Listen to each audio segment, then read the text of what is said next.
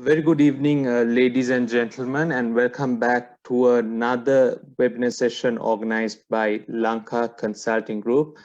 And I'm sure today is going to be another very interesting session, and we have a very important speaker for the day to address us some important issues. Before we go into the webinar today, let me quickly give you an introduction of what Lanka Consulting Group is.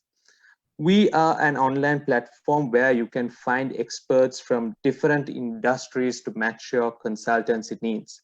LCG works with the intention to address business challenges across different industries, and we specifically focused on the small and medium enterprises. As a user, you can visit to www.lankaconsultinggroup.com and go to your preferred field, choose your preferred consultant, and you can just book a consultation with your consultant and get your problems solved.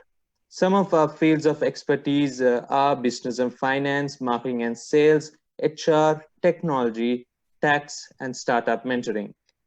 Let me quickly take you through the process of how Lanka Consulting Group actually works. Imagine that you are a business owner or a head of a company who is looking for a solution for your business or your venture. You just have to log on to www.lankaconsultinggroup.com, then move on to the fields tab, then go to your specific business industry, choose a consultant, book a consultation session from the website, and our representatives will get you in touch with the consultants. So before we actually begin our webinar today, a quick reminder to all our participants for the day that this webinar will be simultaneously live streamed on Facebook. And also, if you have any questions, you can drop it down at the chat box directly to the host, stating your email addresses. So in case we lose time, we will get back to you with the answers, hopefully. Going on to the webinar today, let me introduce to you our very special guest today, Mr.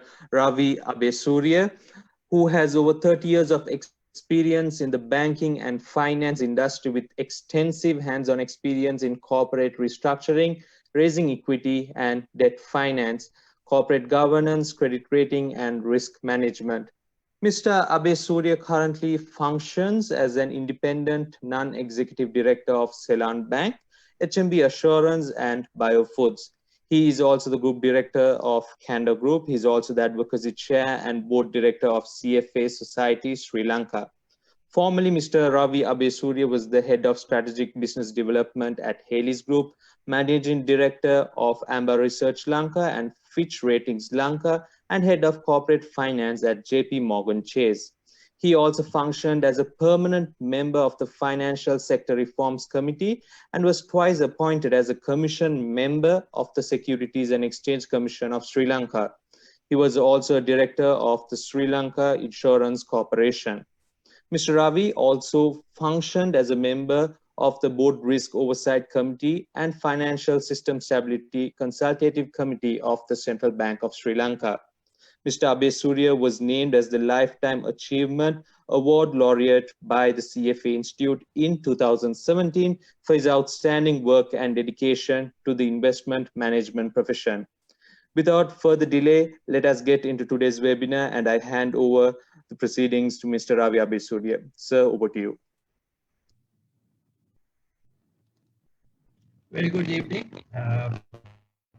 Let me have a warm welcome to all of you, and particularly thank Lanka Consulting Group for inviting me to this webinar, which I believe would be extremely useful to the participants if they practice what I'm going to introduce to you today. I hope now everybody can see the PowerPoint screen. Can you confirm?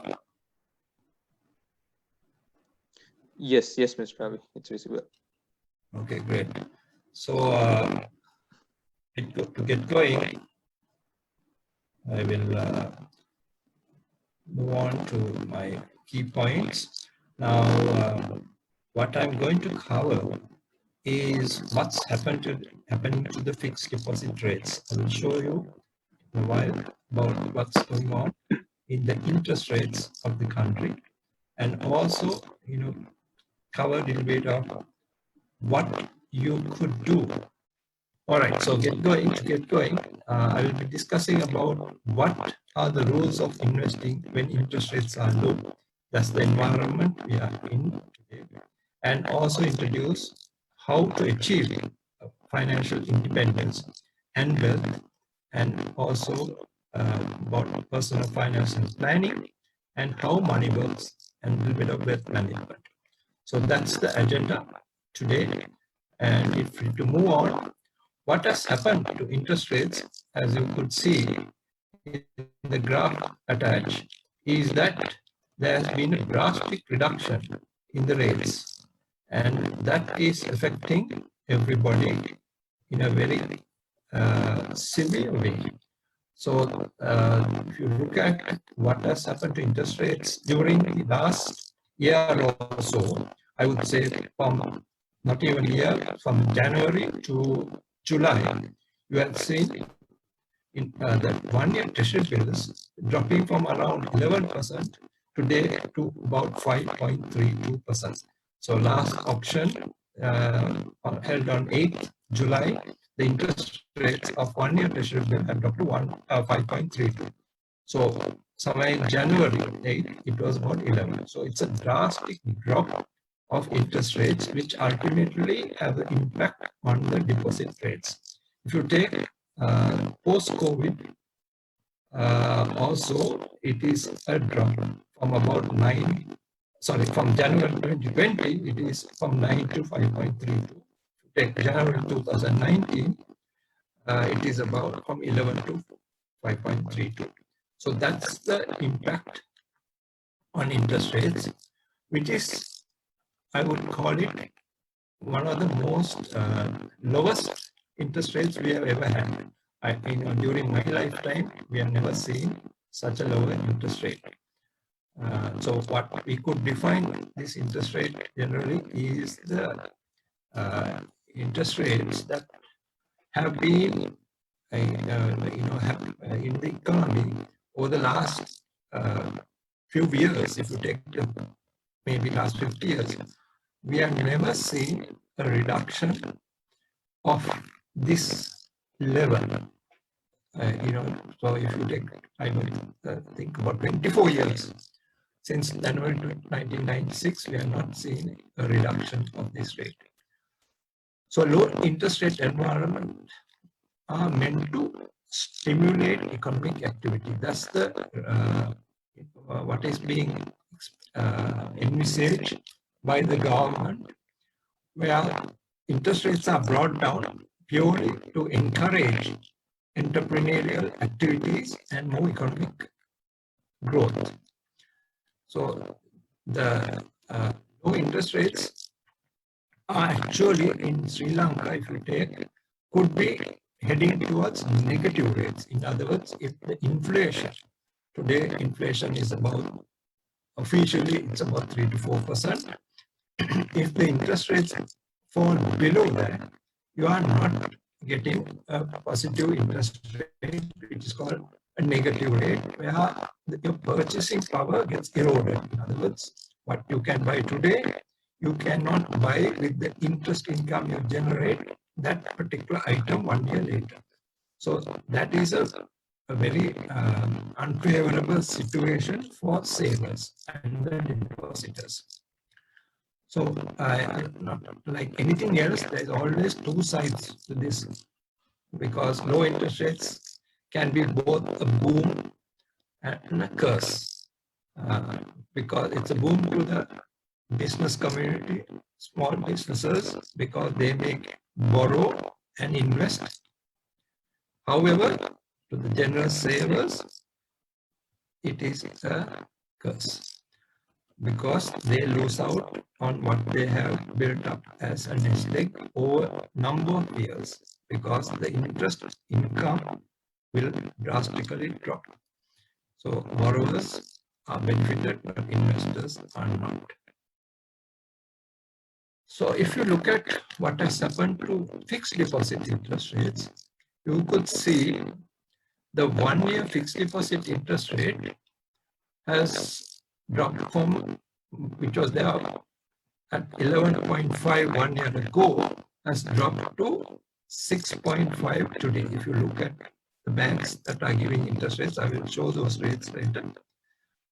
At best, you may get in a commercial bank, a highly rated commercial bank, about 6.5.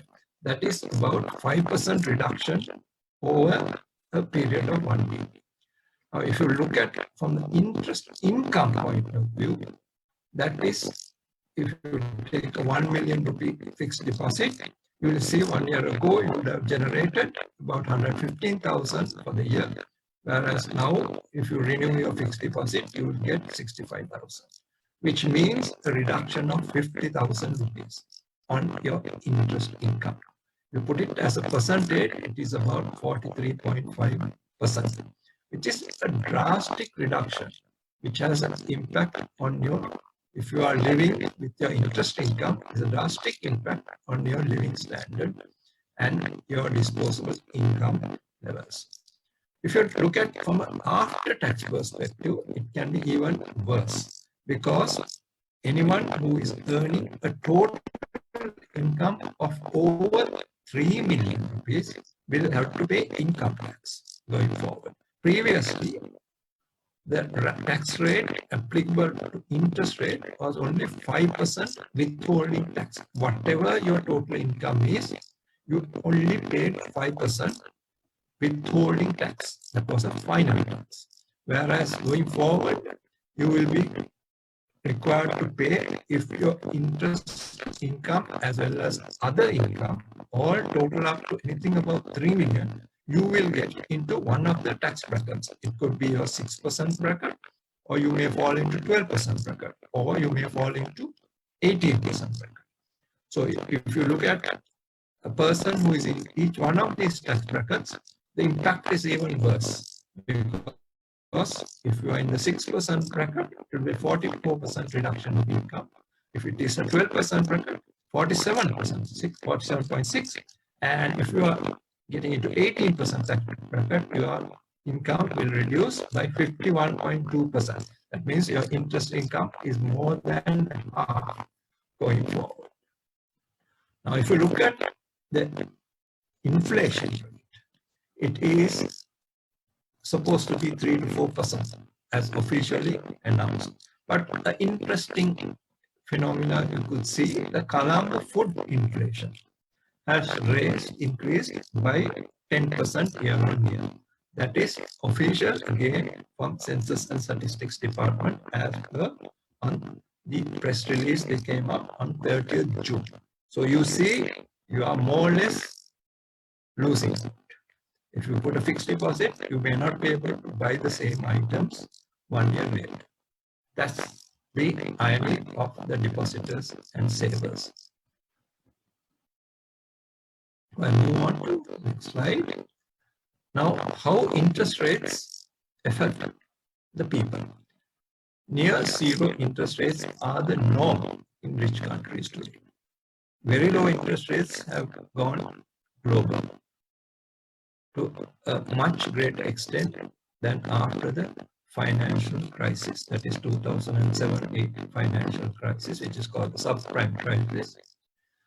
Today, interest rates are practically in all the countries are very low. And a lot of central banks are committing themselves to keeping their rates low. So we can expect, even in Sri Lanka, interest rates to be kept low going forward. It's very unlikely, though we expected, or we were expecting, because of the macroeconomic conditions, interest rates to go up. It could be maintained at a lower rate by central banks. So, as I said earlier, low interest rates hurts depositors, particularly the retired people, whose main income is the source, its income source is interest income. So those who are close to retirement, also are seriously affected because they would have built a nest egg expecting to live with that interest income, and that's going to be more or less hard. And also the poor people. Poorer you are, you live or you save with your very limited nest egg in building some money, you are going to get seriously affected. And the young people who are also with the expectation of buying a house or have some capital expenditure, build up a nest egg or build up some money, they are also going to get seriously affected. So when interest rates go down, usually bond prices go up. But unfortunately, majority of our Sri Lankan investors have not invested in long-term bonds, corporate bonds, or debentures listed in the Colombo Stock Exchange. If you had, you may be at advantage because if you need the money even today, you can sell and gain a big capital gain. So the value of high income generating assets always go up. That is like bonds, as I mentioned, or even high rental yield or houses or any property that gives interest, not interest, rental income, it will go up. So property prices usually when interest rates come down are prone to go up. In other countries, we have seen, which is one of the reasons we had the subprime crisis in 2007-8, is because of extremely low interest rates. So people buy land or properties, more importantly, properties that generate interest, rental income, and as a result, there could be property bubbles. But before the bubble comes, usually property prices keep going up. And that's where, if it continues to go up, there could be a risk in the property price bubble. But normally, when interest rates are down, certain asset classes like bonds and property goes up. So who benefits? It is the rich, because not everybody can afford to buy property today. So rich people get even more richer because they have a lot of assets. And businesses who have borrowed a lot, and of course the government, as they have borrowed a lot, benefits, because when interest rates are brought down, the what needs to be paid will get less. And low interest rates encourage people and government also to do irresponsible things. That is one of the riskiest things. More risky or unproductive investments, which may not generate or increase wealth. There is a tendency for you to borrow and do things when interest rates are very low. And that could be detrimental unless those investments generate more than the interest income from that investment. So it's extremely important to understand that just because interest rates are low, you should not be doing certain things. I will get into that now. Now, the rules of investing is very much to do with when you have a low interest rate environment. If you have mortgages or debt, it is the best time to renegotiate with your financial institution. So the rule number one would be to get your debt or your interest charge on your debt reduced. So that's one thing that everybody can do if you have any kind of debt, even mortgages of your houses. So you may be able to get it refinanced, and that's most advantageous because you are going to make the best use of low interest rate environment. So I strongly advocate you to negotiate with your financial institution or shop around and see whether you can refinance, get money from somewhere else and repay your debt. Sometimes you may have certain penalties when you want to repay early your debt. But you can do the comparison and see if the interest rates are substantially less of what you can get from another institution, you may be able to repay the debt. And then the next most important thing is you may be able to capitalize on certain provisions that are there by the government to senior citizens. That is, you can invest 1.5 million at 15%, and not only you, other family members. So you may be able to make use of it depending on the number of people in the family who are over 60 years. For each person, you can invest 1.5 million. Thereafter, you have little choices, but you still have to manage it. Now, one of the worst things you can do is invest in unlicensed, unregulated entities that offer high rates. You get carried away because they will definitely offer much higher rates from the institutions that are regulated and licensed. So you may think, okay, I cannot live with the money or the income you get because, as I mentioned, it's a drastic reduction. You may go after these institutions. So you need to understand risk. I will touch risk also, but you need to understand the tolerance you have for risk. And you need to find out credit ratings. Credit rating is a communication where you will know the default risk or credit risk of the institution or investment so that you know the risk and invest. If you don't have a credit rating, you are doing that investment completely blindly based on hearsay. Someone may promote it who is somewhat incentivized by commission. So it's a very dangerous thing to follow other people's advice and invest your hard-earned money. So be extremely careful when you are using third parties who may claim to represent financial institutions and encourage you to invest in unlicensed, unregulated entities who may project you to or claim to give you high rates. There are instances where institutions have used part of the name of a well-known entity and got people to invest. They are bogus entities. They are scams. So very dangerous, and be very careful of the fixed deposit certificates you get because it has to be from the legitimate institution. It can be partly the similar name or very close to a well-known name. So you need to shop around.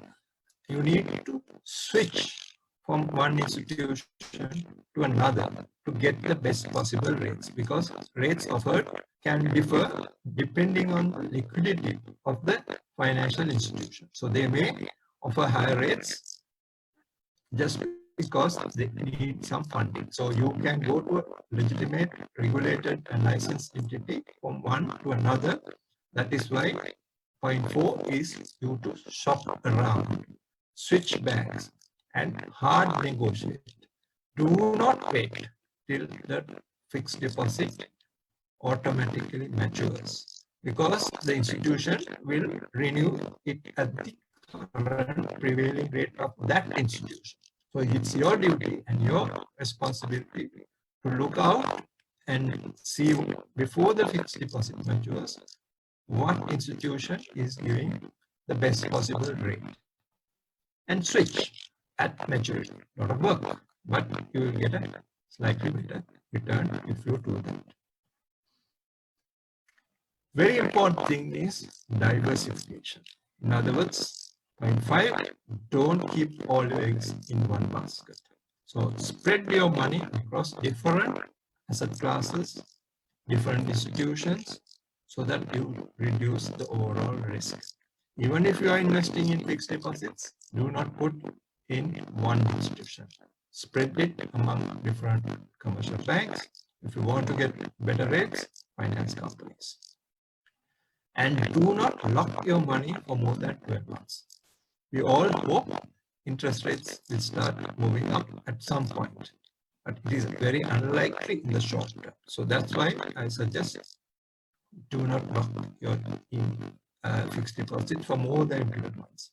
It would have been very opportune and very good for you if you had locked for 5 years about 1 or 2 years ago, or even as recently as 1 year ago, because rates were high. So you continue to get for that whole period high rates. If you had invested 4 years ago, monthly interest income would have been 16% for certain financial institutions, and they are all highly rated. But today is a completely different story. So beware of who usually offer rates.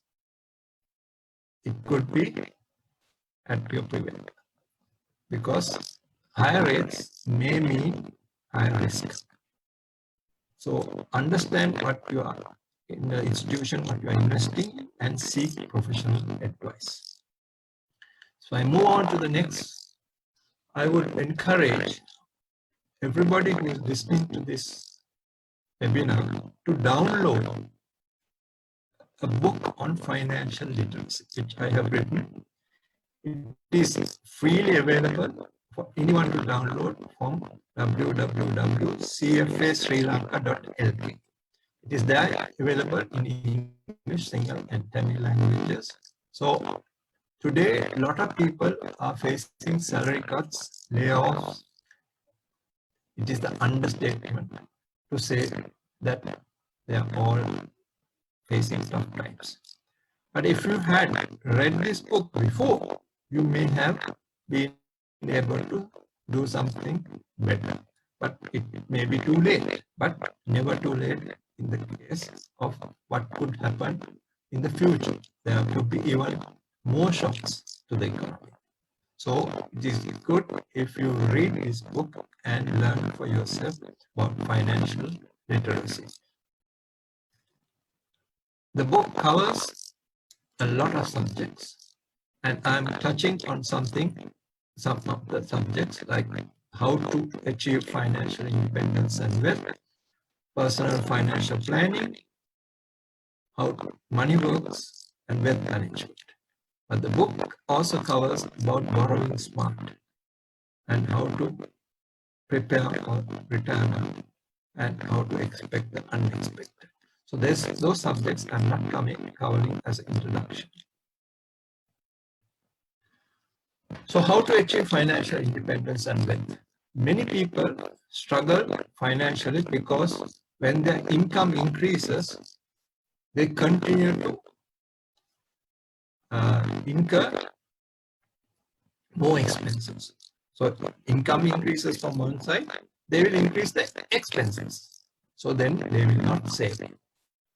If you increase your income, you need to invest in assets, because those assets will start generating income, but not liabilities. If you increase your liabilities, that means you borrow and get into more debt, you will not get out of that debt trap.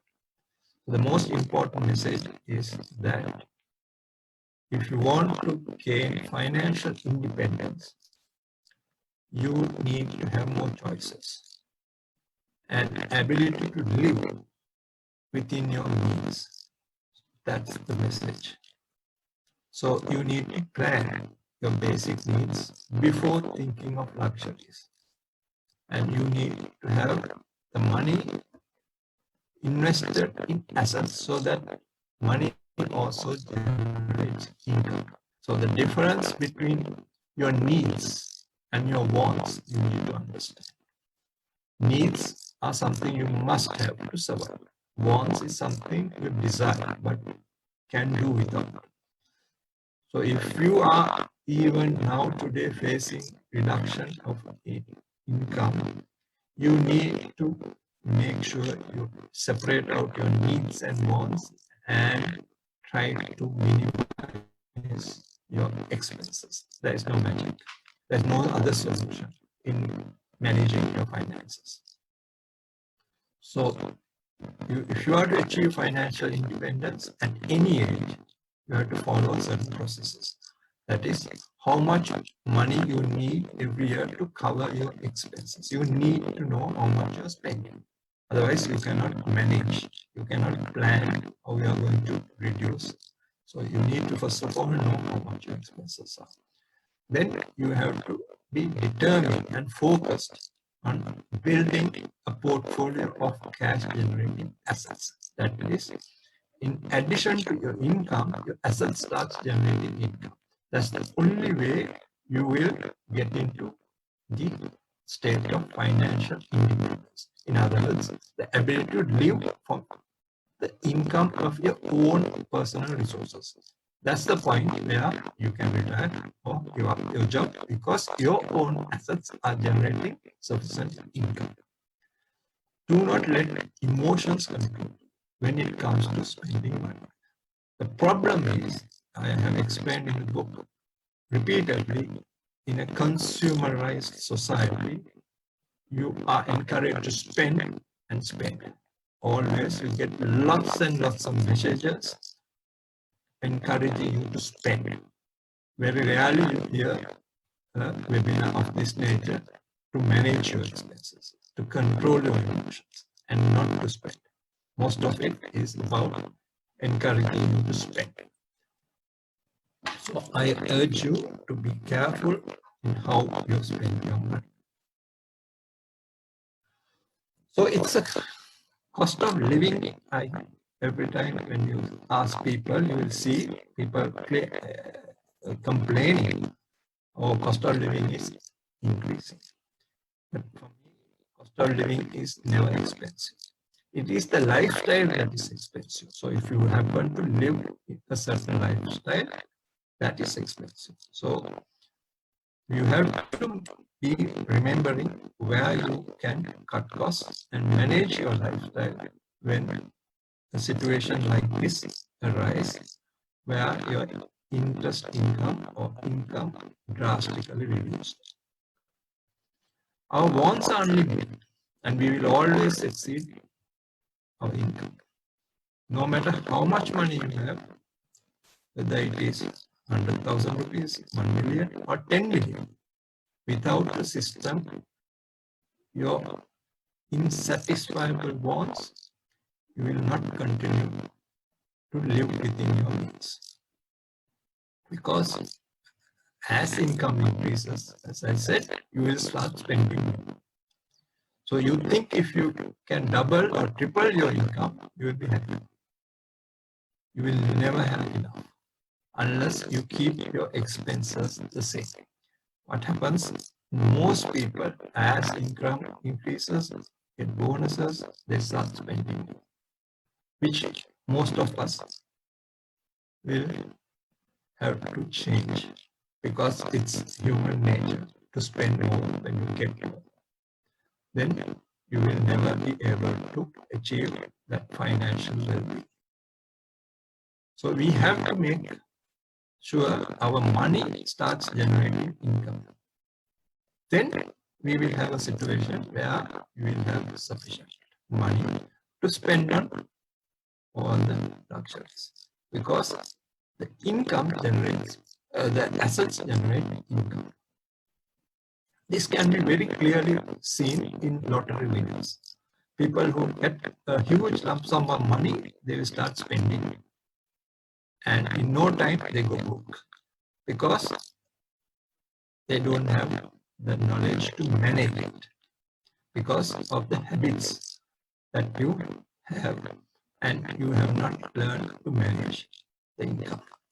So the spending habits is the curse. So to fight against interest income, you will fight that fight for the rest of the life because you will never be able to get out of the rut and never will be rich. That's my next slide. So the difference between the rich or the financially literate and the poor who are financially illiterate is the difference you can see in the slide, which shows the poor, they spend their income in debt because they have more liabilities. Whereas the rich will have more assets, which generates cash flow. So they have more income.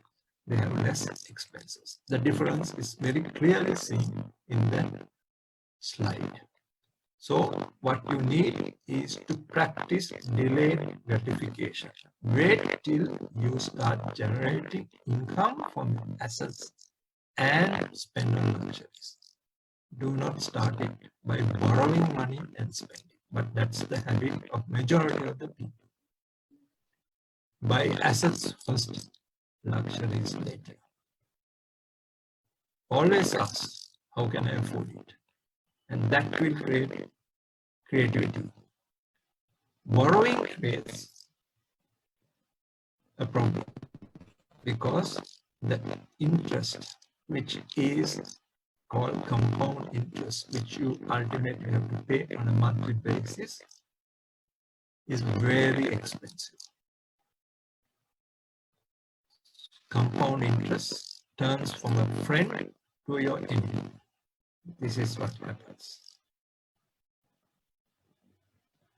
I will give that the next slide, but before that, I'll give you a summary of how you can manage your money by not getting into liabilities, because liabilities take money out of your pocket.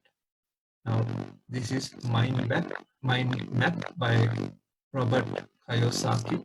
He is the author of the book Rich Dad Poor Dad. Has nicely explained this concept. You have to build assets. Assets put money in your pocket. Liabilities take money out of your pocket. So, assets means various assets classes like fixed income instruments, fixed deposits, bonds, debentures, stocks, anything that generates money or income. Liabilities take money out, like mortgages. And your house, don't think, is income generating.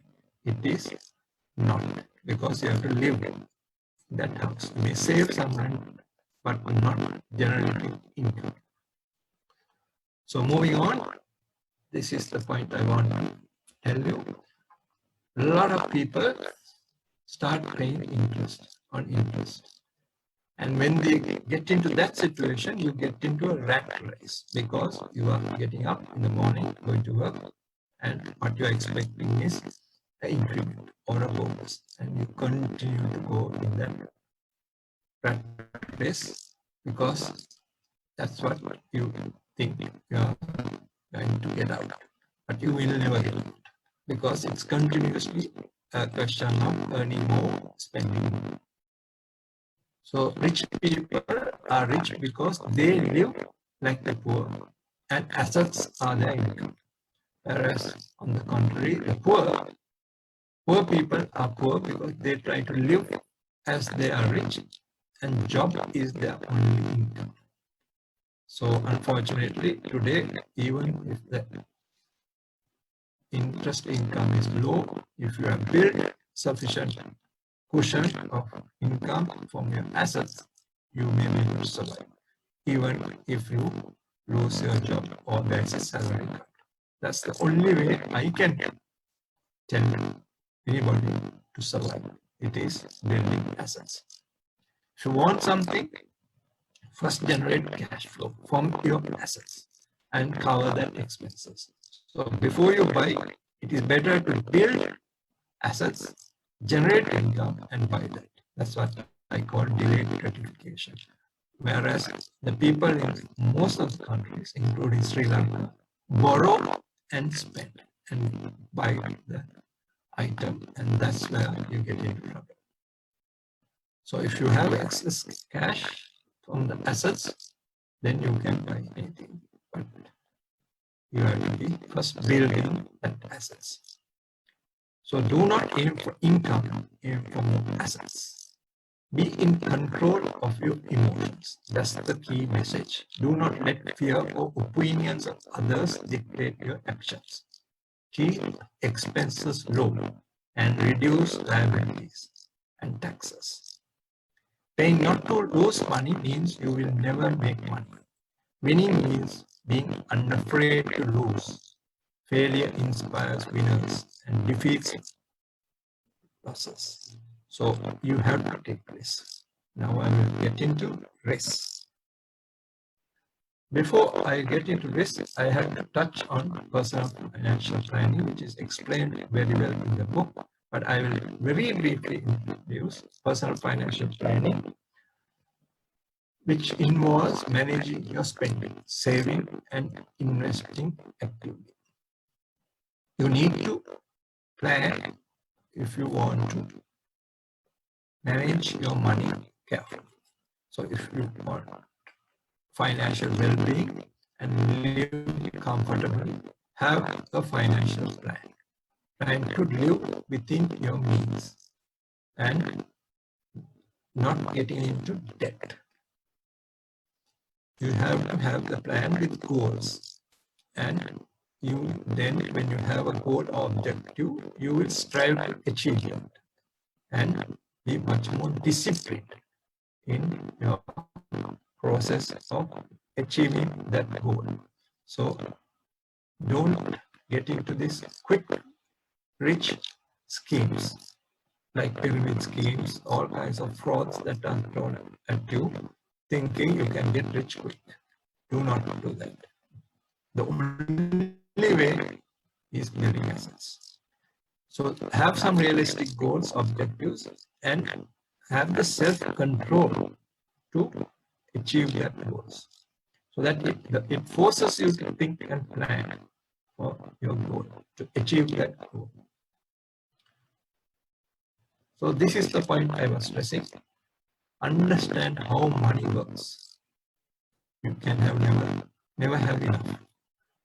The most important thing that determines whether you will be financially successful is controlling your spending or living within your means. I cannot overemphasize that. How you build your wealth will be a function of what your current lifestyle needs are and investing a fixed amount before spending. Now, remember the word before spending. That means you allocate what you want to save before you spend, not after spending and leaving whatever is left as savings, which will generate future income. This will be the function of your investment goal in your financial plan. And understand this. So there has to be a balance between your present desires and future goals to ensure happiness, both now and in the future. There are two ways to make money. One way is to work for money, which everyone of us do.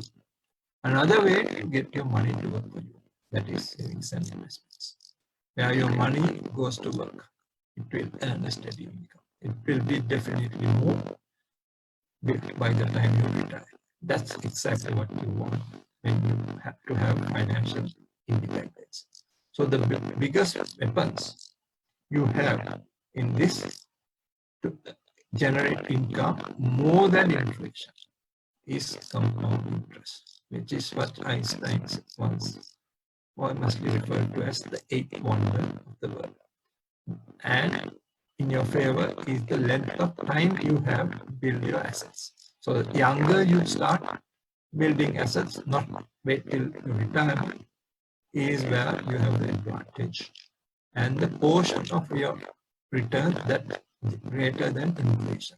Remember, inflation eats into your purchasing power. So you have to generate income more than inflation. And the higher that spread or the difference between your income and inflation will generate more income or your assets will grow. Now to quickly finish, understand the risk of investing. There are lots and lots of risks. I'm only touching a very few. One is the default risk, which you have heard very well about. Finance companies go bust and the depositors not getting paid. The best you can expect from a finance company is 600,000 rupees, which is what you will get in a fixed deposit if a finance company goes bust. So be very wary of the risk, the credit risk or default risk when you invest in any kind of financial institution, be it a bank or finance company. Then you have also purchasing power risk, which also I mentioned, that is inflation, the return being lower than inflation, where you cannot buy the same amount of goods that you could have bought before with the maturity proceeds. So if you put it in a savings account and keep, you will find you will invest a loaf of bread, but what you could get is only a slice of bread. Why? Because the money has got eroded because of purchasing power risk. Another risk, just to introduce, is liquidity risk. If you buy property, that is real estate, you may not be able to convert when you suddenly need that money. So be wary of land and apartments. When you buy that kind of real estate property, you may not be able to sell, and you may have to reduce the price however much the market price is maybe better because of your liquidity pressure. You have to quickly convert that to cash for whatever reason, maybe illness or whatever, and that may be not able to generate the desired income because of your liquidity risk. So those are the risks I want to touch, but there are more which you can see on the screen. Always remember there are risk-reward trade-off. The least risky and the most risky is there in your screen. So there is a advantage of understanding the risk of different asset classes, so that you may be able to move from fixed deposits to other asset classes, provided you are willing to take that risk and sleep well at night. Because as you go in the pyramid to the higher end, you will have more risks. Cash, if you keep carefully, it is the least risk because it may not erode other than from purchasing power. Whereas if you want to be very careful, you can have treasury bills and treasury bonds because government have the power to tax and print money, so they will not default. Then bank deposits, which is what most of our Sri Lankans invest in. There is another instrument they are not using, that is money market funds offered by unit trusts. Even today, they may be able to offer better rates than savings accounts, and you have the same ability to withdraw money very quickly. So money market funds are something to consider. They are also regulated by Securities Exchange Commission and gives very good returns today. Then gold and CDs, certificate of deposits.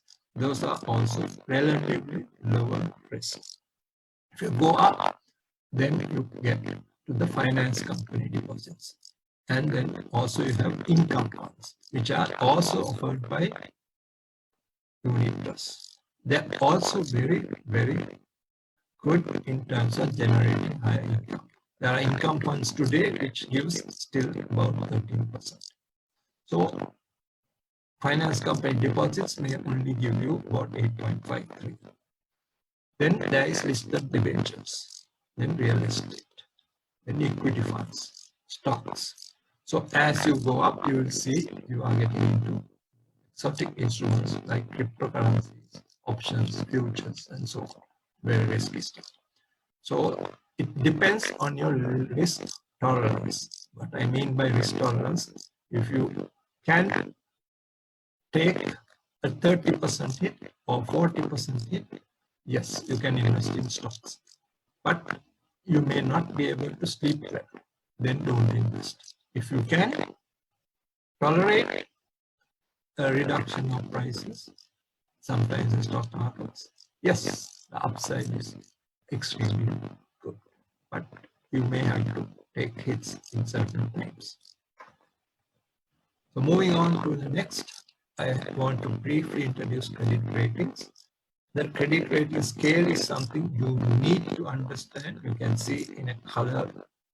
The bottom is the default, D, and substantial risk of default is C. Highly speculative is B. Then speculative is double B. Those are called speculative, lower credit worthiness, higher risk.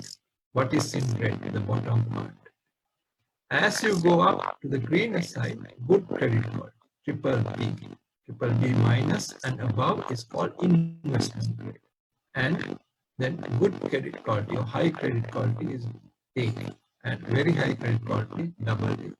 So you can understand, this is like a report card, very, very easy to understand the risk of any financial institution.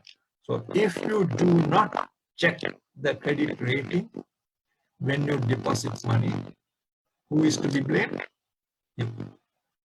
Because you have failed to ask the risk of your investment. If you lose money, blame yourself before you start blaming central bank. Why? Because you didn't bother to check the risk of that investment. These are the, whereas if you want to put money in Union Bank, I'm not saying Union Bank is bad at all, but the rate is triple B. Still an investment grade rating, but you are getting today 6.75. So where do you want to put money? At higher risk or lower risk institution? You may have better service from Union Bank. It's a different story, but I'm only communicating the risk versus return in this. And also very selected commercial banks, not all because of time. This is some of the risk and returns of finance companies. They're called non-bank financial institutions. Again, you can see HNB Finance rated by Fitch AA minus. It is even better than some of the banks. A triple B. So finance company, HNB Finance, is giving a AA minus. Finance company is giving 8.53 today. The returns have dropped from March 2019 by 5.47%. That's your reduction. Whereas if you put money in single finance, you're taking the same return but higher risks. Triple B. Still investment grade. All these are investment grade. So if your finance company is rated anything below triple B minus, be wary. What does that communicate? It communicates higher risk. So that's the message. Okay, very quickly, wealth management is just one slide. Wealth management is all about a considered journey to prosperity. It is about matching the individual to a portfolio. Why portfolio? It is an asset, set of assets, classes of assets. So you have always an investment portfolio. You don't put in one place all your money, one asset class, all your money. So you have different asset classes. I showed you different asset classes. So you have to invest in different asset classes. So when investing, investors should always take a portfolio approach and should evaluate individual asset classes and securities in relation to their contribution to the investment characteristics of that portfolio and suitable for the investor's circumstances. That is risk as well as liquidity, as well as lot of other things like tax consideration. So the individual is matched to a portfolio of assets. That's what is wealth management is all about. In addition to that, you need to see what is your tax implications. You need to plan for your retirement, how much money you need at the end of your working life. You need to plan your estate, how will once at your demise, how it will follow to your children. And then risk management, cash management, because you need liquidity for medical and other living expenses. So that is all about wealth management. And lastly, I want to tell you, if you go to a professional investor, what they will do is develop an investment policy statement for you. Having a well-planned investment strategy will make a huge difference. And that is what a professional wealth planner or wealth advisor will do for you. You will build a strategy based on your circumstances, your needs, unique needs, and build this called investment policy statement, which is a tool we'll use so that you don't get settled by various developments in the market, in the interest rates or asset classes, and do irrational behavior. You go according to the plan, because whatever comes, the plan has to be well developed to take care of various shocks and risks that it will face. That's why you go to a professional. So it spells out the investment objectives and your constraints. It is specific to that individual. You will have return requirements, risk tolerances, constraints, which are like time horizon, liquidity, needs, laws, regulatory constraints, taxation, unique preferences, like you may have people giving you money from inheritance or you want to give charity. So all that is encompassed in the investment policy statement. So it will force you to diversify, not you diversify, but it will force you to diversify into different asset classes so that you reduce the risk and allow you to generate income what may happen in the market. If you have certain stocks of fundamentally strong, its stock market has dropped. But at some point, stock markets also give good returns in terms of dividends. So you need to have a portfolio depending on your risk tolerance. One person may not want to invest at all in the stock market. That's fine.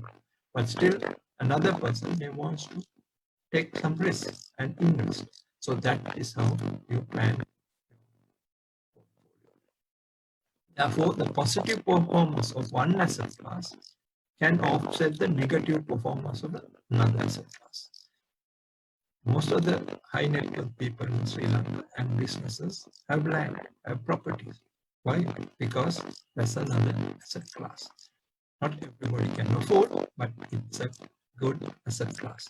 Gold is another asset class. The poorest of the poor invest in gold and pawn it when they want money. It's fine. So that's how people diversify.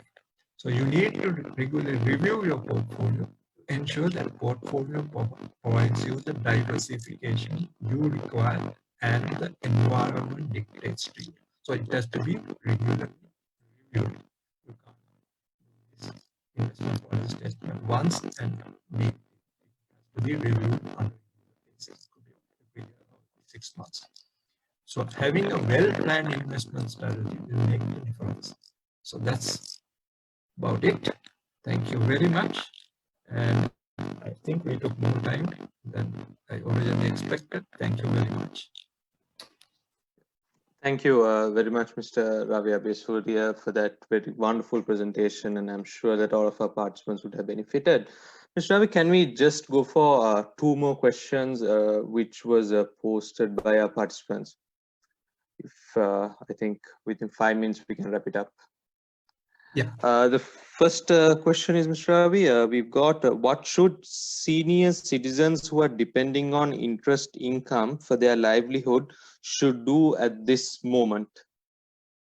Yeah, so the most important thing is you have to face the reality. Interest income has come down, and look for institution that gives the best return or rate for the risk you can bear. So there is no choice but to invest in the instruments that are offered by that financial institution. So you have to shop for rates and negotiate for rates. You just don't wait for automatic renewal. You go and negotiate the best possible rates from your financial institution, and then think of alternatives. It is a long shot, because if you are a retiree, I do not recommend you to go and put money in the stock market. If you are young, yes, you may be able to put some money for the long term in fundamentally strong stocks or very high dividend paying stocks. So come what may, prices drop, you may get a reasonable return from dividends. So those are the alternatives I could recommend. Thank you, sir. And I think just one more question which came up is this the best time to invest in stock markets? Good question. Uh, there is nothing called best time to invest. It is a question of value versus price. So now valuations are very low in the Colombo stock market. So it may be from a perspective of valuation, the best time. But the price you pay ultimately has to go up if you are to make money from the capital gain. As I said, dividends is a better strategy where you pick high dividend paying stocks and invest, and also look at valuations. The problem is valuations is a function of future cash flows. So today, everybody expects the banking stocks to be low valued, but banking stocks are affected by a lot of pressure from the government on different aspects. We expect the interest rates to come down even further. A lot of directive lending. So banking profitability could get affected. So that's why stocks are low. The economy is not doing very well. So that's why stocks are low and foreigners are exiting even at these prices. So there are negative impact on the stock market. So you cannot go by best time or worst time. Yes, usually it is said when blood is on the streets, it is the best time. Yes, commercial bank, there was a day where it went down as rupees 50. Good time to buy, but I don't think everybody had a chance to do that. So it is difficult to time the market. But if you have some extra money which you can afford to invest long term and without fear of prices coming down, because prices can come down as well as go up, you should pick some fundamentally strong stocks and invest based on the long-term potential. That's my suggestion. Okay. Thank you, sir. That was a very beneficial answer, I think. To wrap today's session, thank you very much, Mr. Ravi Abeysuriya, for the insightful sessions. And I would like to remind the participants that if you all have any doubts which you all would like to get clarifications from Mr. Ravi, you all can always visit our website or contact us for more details and book a consultation. With that, dear ladies and gentlemen, thank you very much for joining us this evening.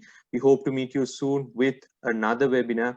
And also, I would like to apologize to our participants for the technical difficulties that was caused during the webinar.